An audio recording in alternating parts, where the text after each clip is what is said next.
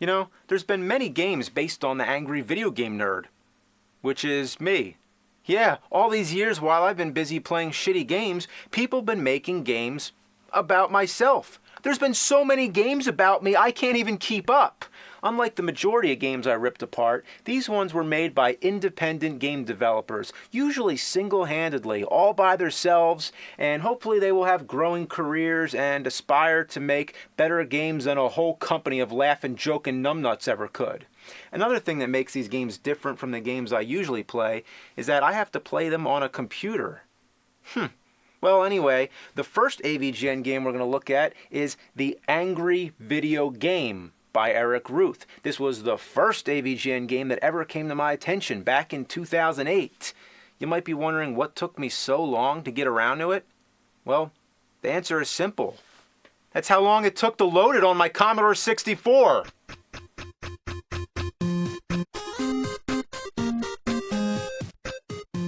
Who the hell thought to make a game of me? What were they thinking? That wasn't me talking. That was the game. My voice is in this game. Stage 1, Rock and Roll City. Ready? I sure am. Here we go. That's me, throwing beer bottles. I have to admit, I've done that before, but if I had that many beers, I wouldn't throw them, I'd drink them. Then again, I've never been on a rooftop getting attacked by scrotum cannons, blimps dropping bombs, and what the fuck is that? When would you ever see me jumping across a rooftop? Who do I think I am, Jackie Chan?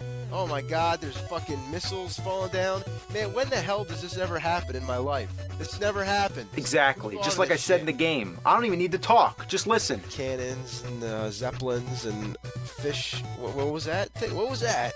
I'm dead. What the hell was that? My sentiments, exactly. Fuck, I'm dead as shit. The stage boss is a helicopter guitar. And I wish I didn't already call the cannons scrotum cannons, because now the game is just mocking me. Have you ever seen the AVGN episode where a giant helicopter guitar comes flying in and pisses all over me? I'm dead. Fuck. Is that going to be my epitaph? Fuck? The second stage, I'm in the water where every random thing is trying to kill me, like a submarine shark. And I can't beat the shark. I just can't. It may look like I'm sucking ass at it, but what do you expect? I'm playing on a keyboard. And the controls are the complete opposite of what's on a regular controller. Jump attack is on the left, and moving is on the right. So I have to switch my hands around and get carpal tunnel. The weapon is the worst thing of all. The beers fly in an arc, so you have to get in the right spot to calculate the trajectory. And everything blocks your aim. Fuck, I can't hit this fucking fish! Fuck! Ah! These beers are like The Rock in Friday the 13th, and I already told you how bad that is. Oh no. Is that why the game was designed this way? All the random enemies and all those things? It's because those are the kind of things I complained about. This game is all my fault. Ugh. Time for another AVGN game. Let's try Pixel Land Blast by Kevin Berryman. This one came out the same year, back in 2008. Well, it looks like a bunch of shitty NES games have invaded the fantasy world of a familiar good game that we all know. So I'm flying around like Superman, blasting every copy of these games in existence. This game is my ultimate fantasy. Fucking games, blast you all to hell! Die! Yeah! Needless to say, it's a 2D shooter. All you do is shoot the games, and shoot the games. There's not much else to say. You even get to take down the Power Glove, or Power Gauntlet, and the Virtual Boy. Even Shit Pickle makes an appearance. The first game was designed to make me angry, but this one is a lot easier, so maybe it's more like therapy. Maybe now I'm calmed down enough to play another AVGN game. Oh shit! This is AVGN KO Boxing by Devin Cook. It's made in the style of an Atari 2600 game, very faithfully. It's as if you took Punch-Out and put it into an Atari game. You control this anonymous invisible guy, not the nerd. So, if you ever wanted to punch me in the face, there you go. Take that, nerd! Me. Next opponent is Shit Pickle. How does Shit Pickle keep coming into my life? Next up is Jason Voorhees. Man, is he hard. Oh, fuck! I can't beat him. Quite honestly, it's a fun game. It's definitely better than any of the boxing games on Atari. Next up is AVGN Planet by David E. The plot of the game is that all of my enemies, such as Bugs Bunny, Freddy, and Jason, have been sent to a planet, and now I'm going there to fight them once again. Is it just me, or does that not make sense? It doesn't. The game is in the style of Metroid, with me running around through caverns and collecting power-ups. It also uses the same kind of puzzle solving where you have to find out how to open a door, and it's a good effort. The controls use the keyboard to move and the mouse to aim, so I guess you could say it's very PC. Here's that bunny bastard.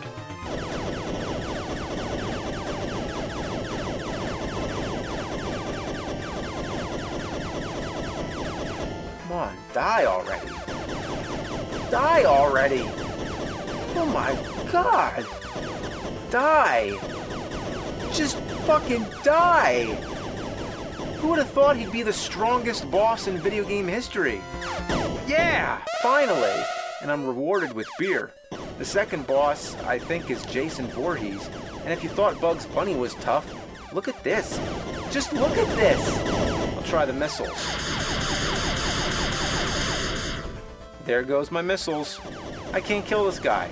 After all, he is Jason Voorhees. Come on, Jason. He won't even kill me. He's taunting me. He wants me to die slow. Well, fuck him. If you can get past this force field, you can transport to the next stage. Again, good effort, but one thing, I couldn't figure out how to quit the game, and killing yourself takes a long time. Next is AVGN Game Over by Lord Gavin Games. The intro is really cool. It shows me beating up characters from the games I've talked about, set to that awesome theme song cover.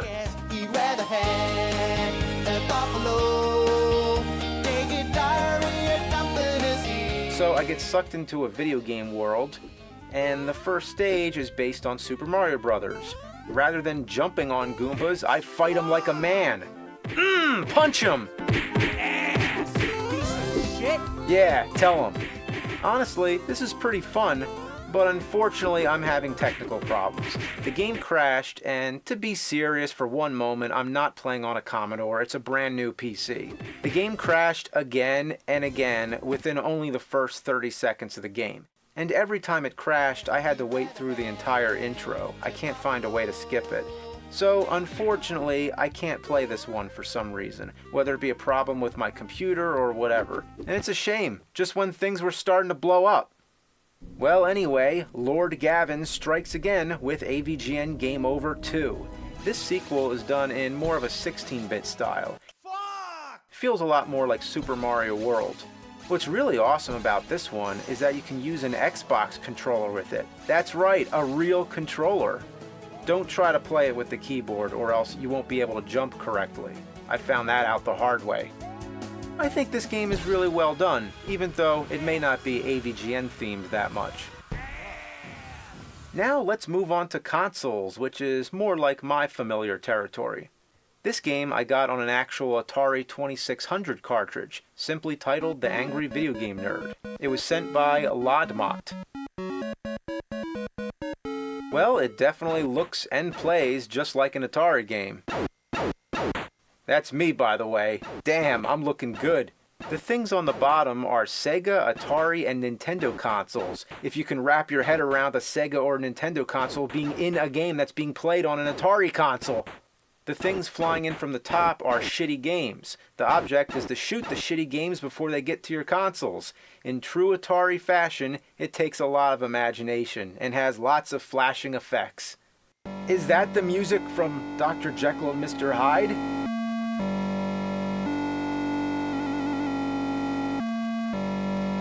All we need is some boom. Give me some boom! Give me some boom! Boom! Yeah! It takes a lot of extra effort to put a game on a real cartridge, so how could you resist AVGN vs. Dr. Wily by ABO Hiccups?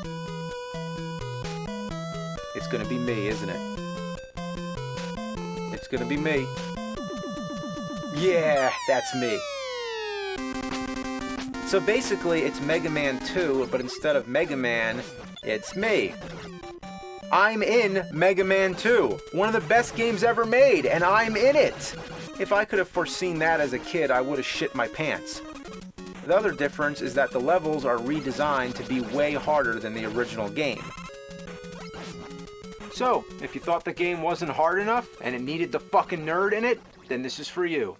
Anyway, let's play some more AVGN games. Hey nerd, since you've been doing AVGN games, how about an AVGN board game? Board James? What is this? Why does everyone always drop in uninvited? Oh, come on, this is a great game. Check it out. Angry Video Game Nerd Monopoly by Matthew Nielsen. Everybody knows how to play Monopoly. It's the same thing, but all the properties are games that you've reviewed, nerd. Like Superman 64, Deadly Towers, and Dr. Jekyll and Mr. Hyde. Ooh. Instead of trains for the transit system, how about traveling around in the tornado from Simon's Quest? There's glitch cards and used game shop cards. Some of my favorites are, you break your TV out of rage from playing Wayne's World and have to pay $150 for a new one. And how about you achieve the highest score in the Terminator and get paid $150? Cheating fine for using Game Genie. Or check out this one. You revisit Castlevania 2, Simon's Quest. You're revisiting it, so that means you're going backwards and not past the press start panel. Very elaborate way to say go back. Or you accidentally use an Atari Jaguar console as the toilet and the shopkeeper charges you $50 for damages. Where does he get his prices from? Yeah, Jaguar CDs are way more expensive than that. But isn't that awesome? Somebody made a Monopoly game about you. Everybody's gotta have a Monopoly game. Even AC/DC has a Monopoly game. Yeah, that's cool, but how'd you get here? Aren't you supposed to be in jail? Oh, well, I used a get out of jail free card. Yeah, but didn't you kill your friends or something? That wasn't me. That wasn't me. That was the fucking phone! God, fuck you! And everybody! Okay. You know, that guy looks familiar. Anyway, speaking of phones, next we have a game that you play on your phone. Well, okay. This is Texting of the Bread, produced by Screw Attack. I believe it's a spoof of Typing of the Dead, which is a spoof of Night of the Living Dead. Wow, a spoof of a spoof. I just happen to be a playable character in it. I'm just sitting around, minding my own business when a zombie gingerbread man bursts in. I hate it when that happens. The idea is to type, or should I say text, as fast as you can to shoot all the gingerbread men. Oh! This is the weirdest game I've ever been in. And at last, we have the recent Angry Video Game Nerd Adventures, also produced by Screw Attack, developed by Freak Zone Games, and officially endorsed by me, which means I better check it out and make sure they didn't fuck it up. In the intro, I get pulled into the TV by my balls. Story of my life. Next thing, I'm inside an 8-bit platformer, getting nagged by Naggy, the patronizing Firefly. Press A to jump? Yeah, thanks. You're a fucking genius. Now leave me alone. My 8-bit self says it all. After the tutorial, you get a selection of stages. Clearly, it's the largest AVGN game yet. I'm using an Xbox controller, and the controls feel 100% fluent. There is no doubt about it, this is a legitimate side-scroller, proving that the genre is still alive and strong. We don't even need to go back to the past. We're still in the past. And why is the music so fucking awesome?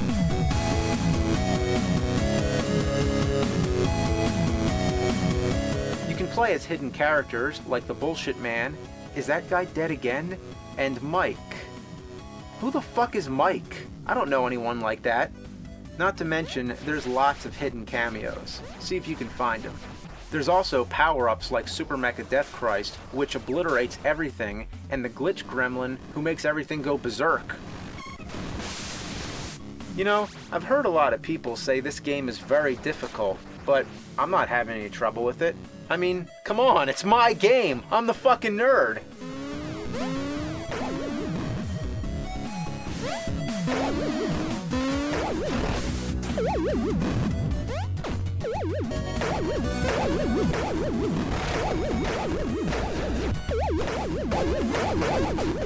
Okay, whoever came up with this is...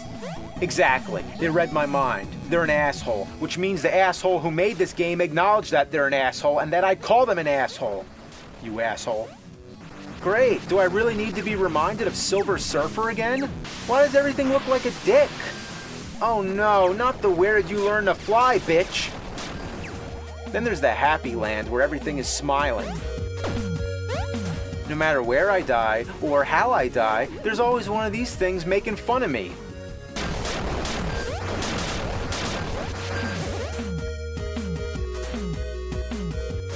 The death screen always generates a random quote. Saves me the work of trying to come up with something. Let's try Dungeons and Dickholes. Now this is going too far. When I came up with this idea during my Super Pitfall episode, I didn't know somebody would actually create this exaggerated death trap. I can't even blame anyone but myself. I came up with this. What was I thinking? What the fuck? No way. They didn't. It's the giant claw. It's as big as a battleship. How did it get in this game? It just barged right in, like a battleship crashing into a harbor. It's taken so many hits, like bullets on a battleship. It's a flying battleship! This isn't the first time the giant claw appeared in a video game. It was also in another Freak Zone game, based on another terrible movie, Manos: The Hands of Fate. So it begs the question, when will the giant claw strike again? The movie was filmed in Hollywood. Manos was filmed in El Paso. I originally broadcast that in New Jersey. I don't see any pattern. Oh, of course. A perfect pattern. Next is a level based entirely on the Atari porn games. Who would do that? Don't look, kids. Then there's Assholevania. It's as if you took all the things that were frustrating about the Castlevania games and the Mega Man games and put them all together. The biggest obstacle are these death blocks. You touch them, you die. It's all about getting these patterns down, and there's hardly any room to fuck up. Undershot it. Overshot it. You think there's enough death blocks? Then there's Blizzard of Balls, a Christmas snow level. Nothing says Christmas like shitting chickens. The best part is killing Santa and using his body as a sled. On the polar opposite, we have the Hell level, Thy Farts Consumed, where you fight caca demons. And ride on a shark shooting lasers. This is ridiculous. Then, of course, you fight the devil himself. And don't you love the intentional typos? Conglaturation, is that the new hip way to spell it? Is that what the kids are doing now? The remaining level is Boo, Haunted House. You have to play the whole stage in tunnel vision, and this is where they really get carried away with the death blocks. Even when you know it's there, it's still hard not to touch it. Oh, what? Oh no, oh jeez. Oh no. Oh god. Oh god. Oh, fuck! After you've conquered all the stages, one last final stage appears. Laughin', Jokin' Numbnuts, the bane of my existence. This is deliberately designed to be one of the most unfair stages in video game history. For example, you have to shoot this gear to make the platform move, but then you're killed by the death block, so you have to jump faster than your own bullet. And after that, more death blocks appear out of nowhere. Meanwhile, there's all kinds of shit flying everywhere. There's not one stable spot to stand to catch your breath. You gotta keep moving. You don't even have time to think. Look at this. Look at all these death blocks. I hate them. I hate them as much as the fucking Medusa heads in Castlevania or the grass in Bill and Ted. Every game has its thing, and this one's thing is to piss me off. It was made to piss me off. And at the heart of it all, the final boss, my arch nemesis. It's Fred Fucks. It's the programmer, motherfucking Fred Fucks. Finally, I get to kick his ass. Yeah! Fuck you, Fred Fox! Fuck you, Fred Fox! Ah! Got him!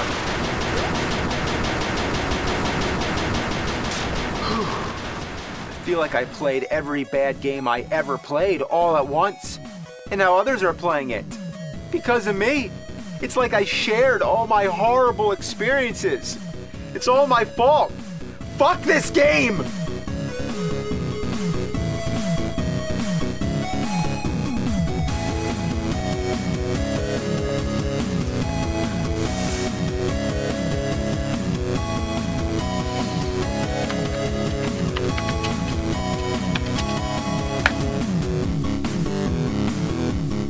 Take that, game. Now, being a 1980s kid that grew up with the NES, when this cereal box was released in cereal shelves everywhere, it was kind of like a siren-like call that called you to it. I ate it, all my friends ate it, and heck, I didn't know one kid that didn't eat this stuff. It was just a recipe for win. Nintendo cereal is perhaps one of the coolest boxes ever to grace breakfast for gamers in the 1980s. I mean, heck, the box alone is iconic and nostalgic for everyone that remembers it. But the fun thing about the 1980s was that this was a decade that companies ushered in a plethora of cereals based on all the brands we loved. Smurfs, Batman, Ghostbusters, Cabbage Patch Dolls. Okay, even I have my limits, but nothing could be more deadly than Urkelos. Wait a minute, Urkelos? You mean that I didn't do it, kid? Oh, for crying out loud, I don't remember this cereal. Let's just move on before this turns into an irate Family Matters rant. Nintendo had really hit its stride with kids by 1989, with games like Super Mario Bros. And Legend of Zelda both becoming household staples. Nintendo was beginning to merchandise like crazy, and eventually, all eyes turned to the breakfast table and how they could merge both worlds together. That spring, a Nintendo cereal was finally released, which brought this video game epicness to a whole new level. But not just Nintendo cereal, but the Nintendo Cereal System, which was kind of an odd name since it doesn't play video games. Now, fun fact about this cereal is that it's made by a company named Ralston, which also coincidentally made the Ninja Turtles cereal that I reviewed a couple years ago. Unfortunately, one factoid I seemed to overlook as a kid was that this company was owned by the Peoria Dog Chow Company. Well, despite that funny tidbit, I can't tell you how iconic of a box this is, because this thing just oozes nostalgia. On this side, we have Super Mario Bros. Over here, which is called the Action Series, and on the other side, well, we have Legend of Zelda, which is called the Adventure Series, because, well, that's what both their games embody. Now, the cool thing about this cereal was that it has two flaps on the top, one over here and one over here, one for each separate cereal, because inside, we have two different cereals to choose from. On the left side of this box, which was all things Super Mario Bros., well, everything was coming up fruity with these really cool fruity flavors. On the right side of this box, well, everything was coming up berry with Legend of Zelda and their berry-like flavors. Now, I'm pretty sure that this is the first time that they combined two different cereals in one box, and I think this was to drive home the Nintendo Cereal System, because in the same way that the Nintendo gives you a variety of games to choose from, well, this time they're going to give you a variety of cereals to choose from. So this cool Nintendo cereal was released in April of 1989, and you can head to your nearest grocer and pick one up for the suggested retail of $2.50.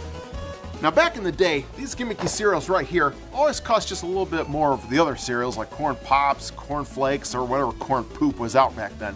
But I gotta show you this hilarious article back from 1989 that I know you guys will enjoy. Because during this whole article, this lady ends up flipping out over the price of cereal being around $3 a box. I reached for a box of cereal and frozen shock before I took it off the shelf. I certainly couldn't afford to buy any with the price of a $3 a box. Good heavens!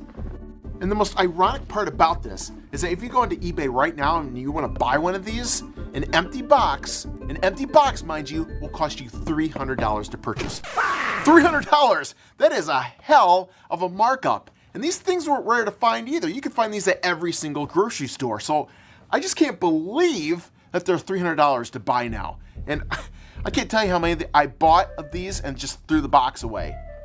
Boy, was I stupid. But alright, fine. If $3 is going to blow your budget, lady, Here, go get yourself some Lucky Beans. They're 3 for $1. But I gotta tell you, any kid that grew up in the 1980s knows how iconic of a breakfast this was, because you could pretty much pick your own adventure and have your own cereal at your disposal.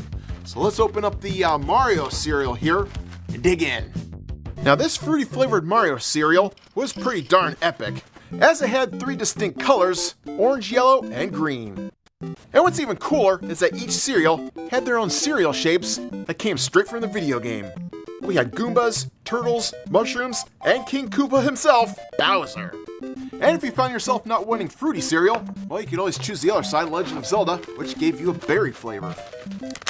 And this cereal was just as cool, as it gave you different colors, in purple, red, and yellow colors, with shapes coming right out of the Legend of Zelda video game, like Link himself, shields, hearts, keys, and boomerangs. And of course, the only downside is that half the baggie fits in a bowl.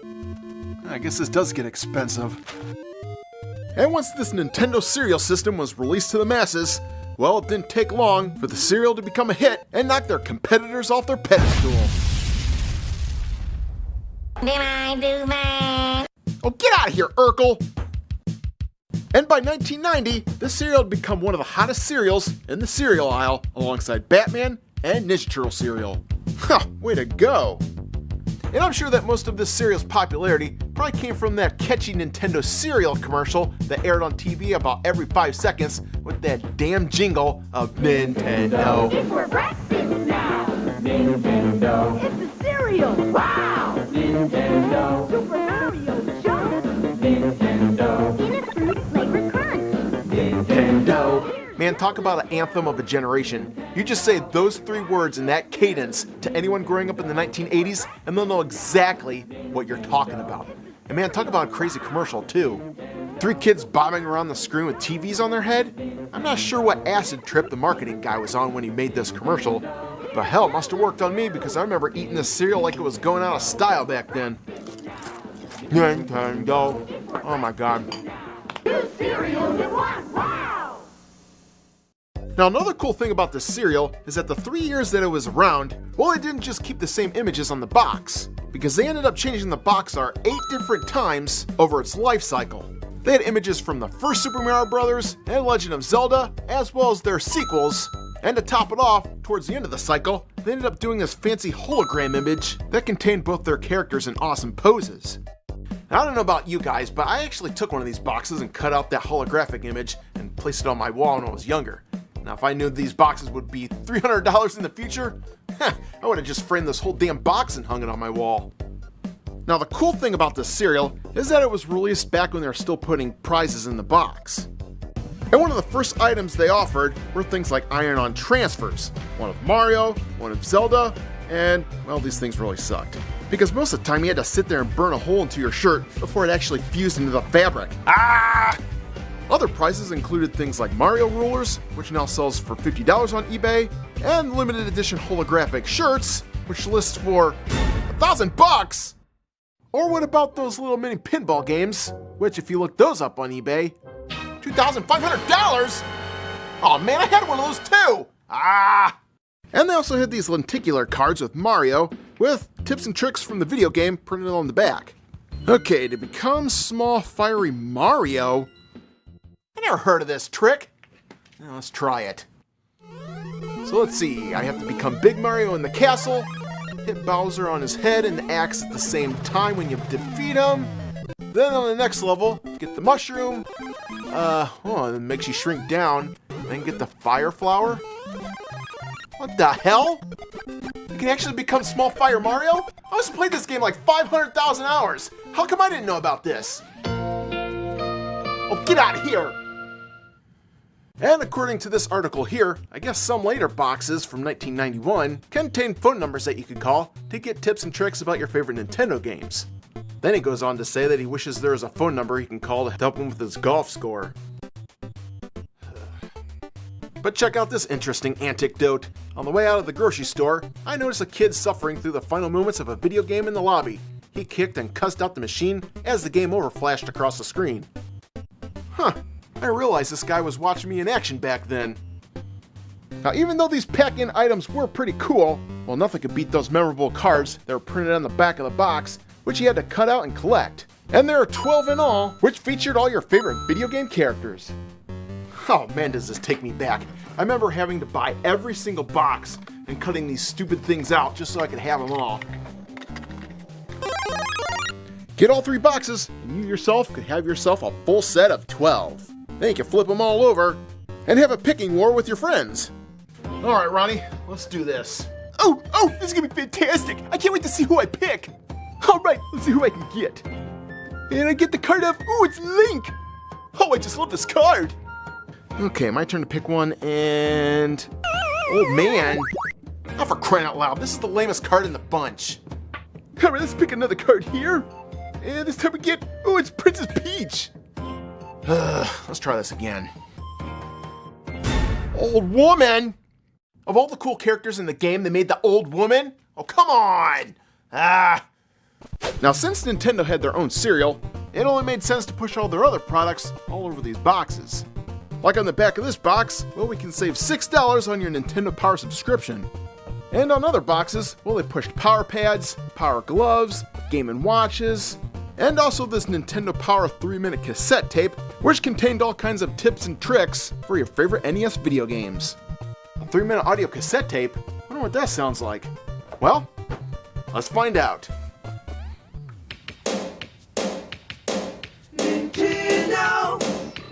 Hi, Power Players. Listen up and we'll provide you with tips for some of your favorite NES game packs. Here we go. For Ikari Warriors, right after... Ikari Warriors? Oh, cool. Wait Wait a minute, I don't have that. In Hudson's Adventure Island, find Adventure Island! hidden Wait a inside minute, I don't have that either. the end of stage. In Gradius. Gradius? What the hell's Gradius? Does it mean Gradius? Who the hell owns that? Up on the control pad, and then B-A, B-A, B-A, B-A, B-A, B-A, B-A, B-A, B-A, B-A, B-A, B-A.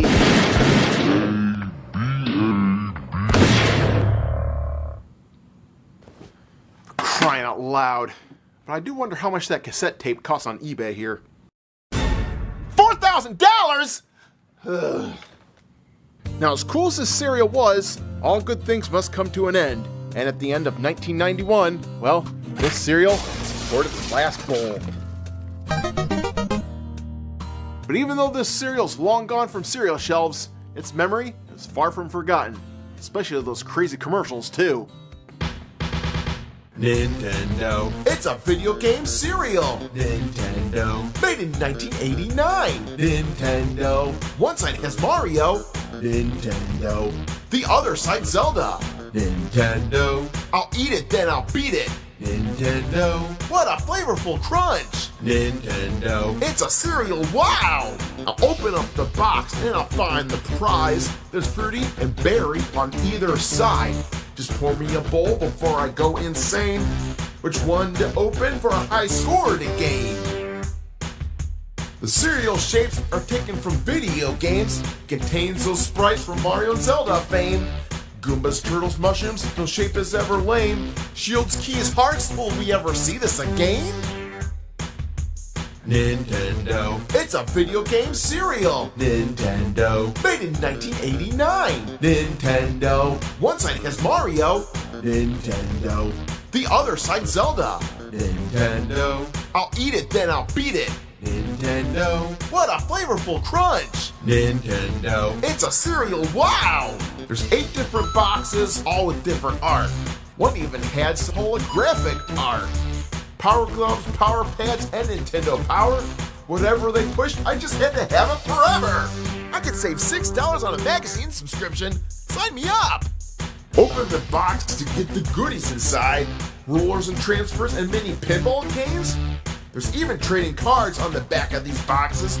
Just be careful what you pick because there's no second chances. Ah, the old woman, no! Nintendo. It's a video game cereal. Nintendo. With an annoying commercial. Nintendo. Buy the cereal for me, Mom. Nintendo. If I don't get it, I'll die. Nintendo. Breakfast is ruined. Nintendo. Oh, breakfast is saved. Nintendo. It's a cereal, yum. Today we are talking about the Beverly Hillbillies PC adventure game published by Capstone. This game fucking sucks. I didn't think another game could replace Daria's Inferno as the worst game ever, but it happened. It actually happened. You may remember the show that aired through the 60s and early 70s. It was about an impoverished southern family living in the backwoods right next to a swamp filled with bubbling crude. Oil, that is. Black gold. Texas tea. A surveyor discovers the oil-polluted swamp, and Jed and his family are paid a sizable fortune for their land. With the money, the Clampetts move to Beverly Hills, the epitome of posh living and snobbery. Yes, darling. Though you might think the show pokes fun at the southern lifestyle of the Clampett family, it mostly shows their integrity and loyalty, which often contends with the upper-scale lifestyles of the rich and the famous. I mean, they're always complaining. Always complaining. This game is not based on the sitcom, however. It was made to cash in on the 1993 Beverly Hillbillies movie, which does in fact make fun of all those southern stereotypes. The movie was just terrible, and that's exactly what you can expect from the game. I mean, how do you even make a game out of this IP, let alone an adventure game? What do you do with it? Capstone really did just seize any license they could. There is no excuse for how abysmal this game is. I went into it expecting to be underwhelmed, but I didn't know the whole thing would be broken. And I know this whole video is basically going to be old man yells at cloud, but man, I need to vent. The intro is very brief. You see some credits overlaid over the classic image of the Clampett family in their car on the way to Beverly Hills, and then... what the heck? Why did the screen invert? That effect looks like something out of a conspiracy theory video. The Beverly Hillbillies, a DOS game released in 1993. Or is it? You wake up as Jed Clampett. Welcome to the first puzzle of the game, finding a rabbit for dinner. All you have to do is walk from screen to screen, but it turns out that's a chore. Are you guys even seeing this? Are you even seeing this shit? Every time I click somewhere for Jed to go, he spins around and stumbles all over the place like he's had too much moonshine. Look at him! And he gets stuck on everything. Trees, rocks, sometimes seemingly nothing at all. How does someone fuck this up? It's simple navigation. It's one of the essentials of an adventure game. So you walk Jed around this forest area, and at first it felt like King's Quest 1. I was thinking, yeah, that's not so bad looking. Maybe something will redeem the wretched navigation.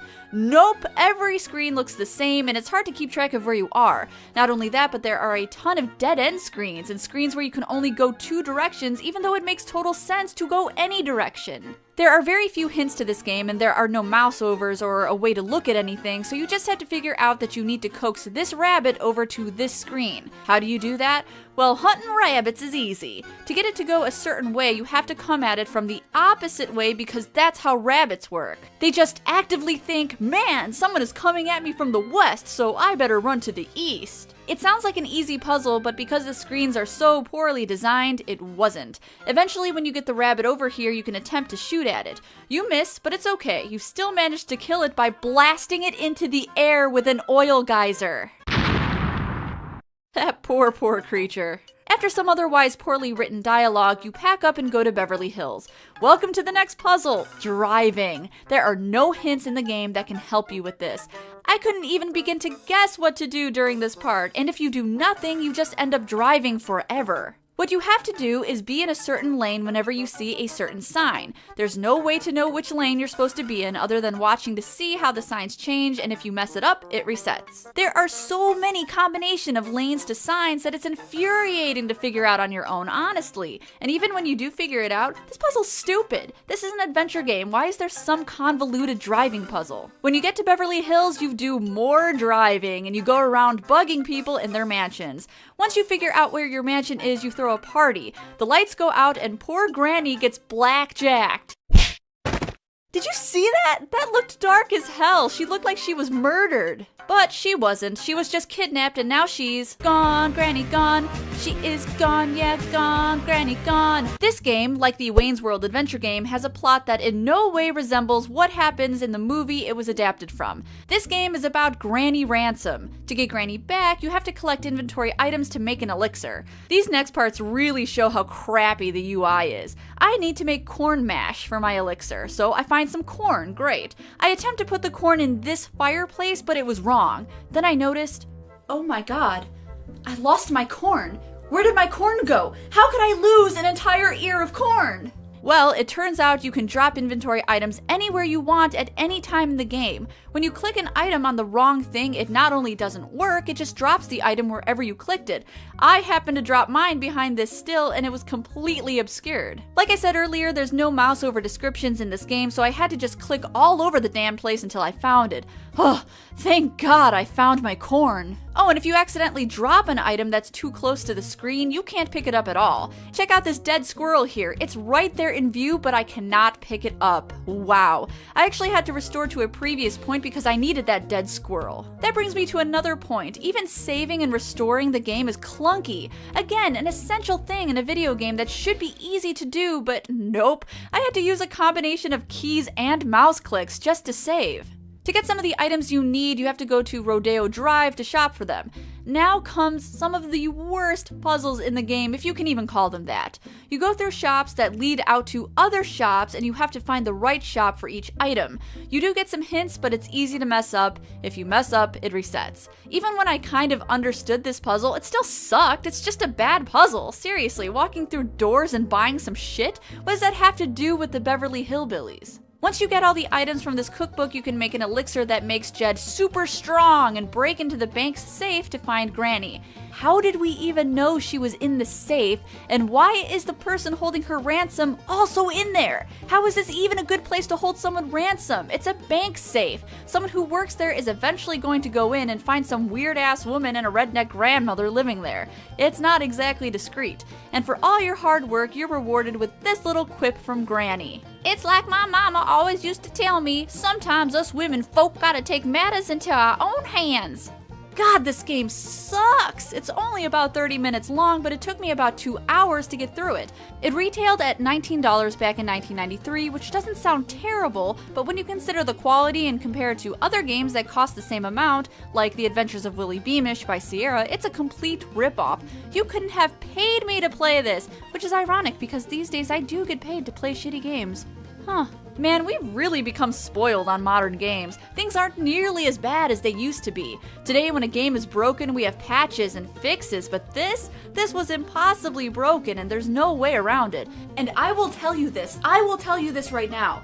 I will endure every fucking Bethesda bug if it means never having to play the Beverly Hillbillies ever again. At least those glitches are funny. These are just game-breaking bugs that render it completely unplayable. Seriously, if you are truly into bad games, games that are genuinely broken and poorly designed, you're gonna strike gold with this one. Black gold, that is, Texas tea. Y'all come back now. Cheers.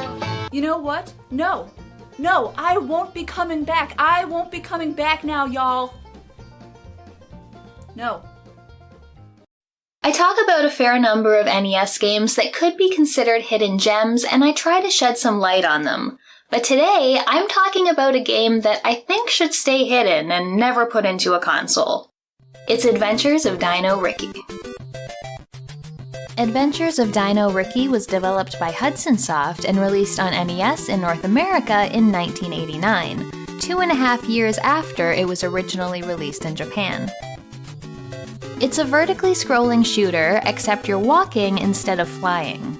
It's kind of like Pocky and Rocky, except shitty. In this world, humans and dinosaurs exist at the same time, and as Riki, you need to shoot the ones you see, along with bats, skulls, and other monsters, while avoiding their attacks. You have a small arsenal of weapons to help you. You start by throwing stones, which is very inefficient. By picking up power fists, you can upgrade to throwing axes, boomerangs, and finally, the power of fire. Of course, if you ever get hit by an enemy projectile, you lose some of your power and drop down a weapon level, making everything much more challenging. You have 3 health to start, but can refill it with meat, or can increase your total health by picking up hearts. You can also get speed boost. The game starts out alright. The controls aren't the best and Riki feels a little sluggish, but it's playable. But then the game asks you to start jumping. I have no idea why overhead auto-scrolling platforming was added to this game, because it is terrible. Halfway through the first stage, the game changes from a mediocre shooter to some hellish version of Frogger. The jungle you've been traveling through turns into a lake where you need to hop between lily pads, some of which disappear and reappear or move around. The problems with the platforming in this game are plentiful. How the platforms look on screen doesn't really correspond to where the safe zones are when you land on them. So many times I very much look to be on solid ground only to find myself falling to my death.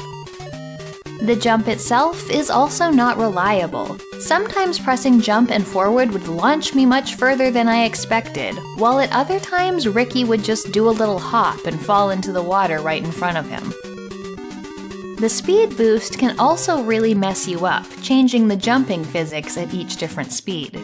But the worst part is that while the screen is auto-scrolling, Riki is automatically inching forward all the time. In later levels, some of the platforms you need to jump between are tiny. Even if you land where you need to, you then often need to tap backwards to keep yourself from walking right off the edge while you line yourself up for the next jump. But when you jump on a moving platform, you don't automatically move with it. I know some of these games are Nintendo hard, but this is bullshit. The second level, which takes place in a desert, thankfully ditches the platforming. However, it is full of disappearing and reappearing quicksand traps. Level 3 is in a swamp, and it's where the teeny tiny platforms make an appearance, along with fissures appearing in the ground as you approach. As the game goes on, there are more and more enemies coming at you, shooting projectiles, moving erratically, while your sluggish avatar tries to avoid them.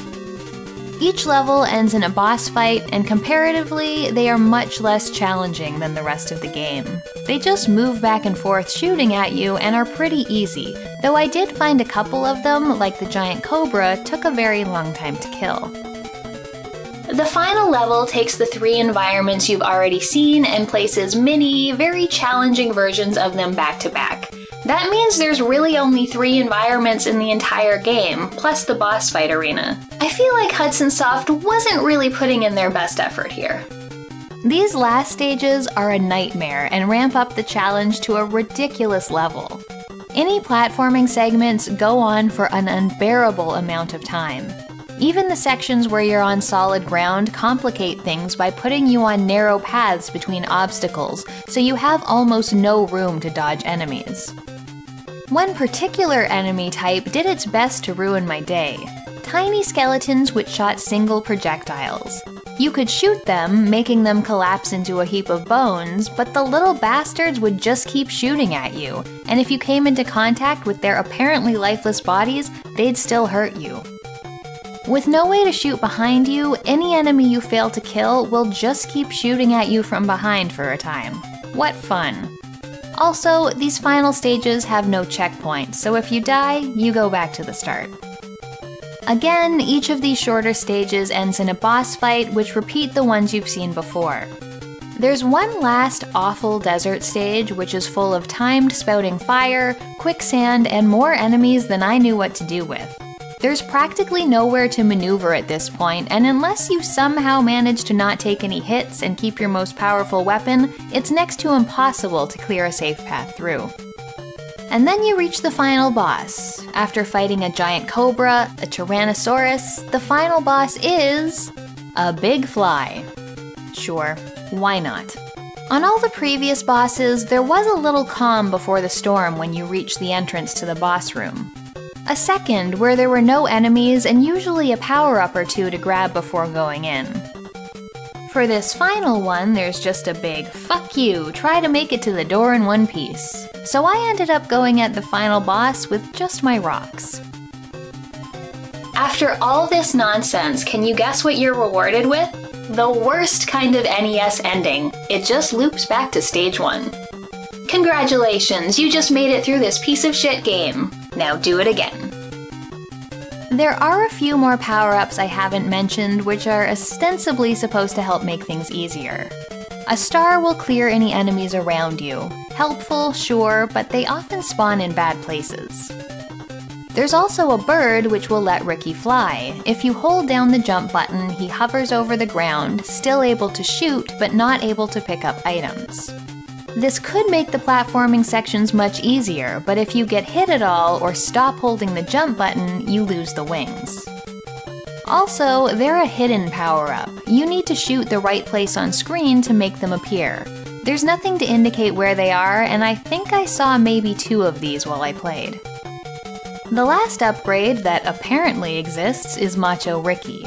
This makes you bigger and lets you throw copies of yourself. I say it apparently exists because I never saw this power-up in my entire playthrough. Alright, what else is there aside from the awful gameplay? The soundtrack is fine. It's very Hudson Soft. As I said, there's really only 3 environments, none of them are that great looking. Some of the bosses look alright, I do love me some dinosaurs, but I honestly got really tired of watching Riki die. Look at this googly-eyed asshole.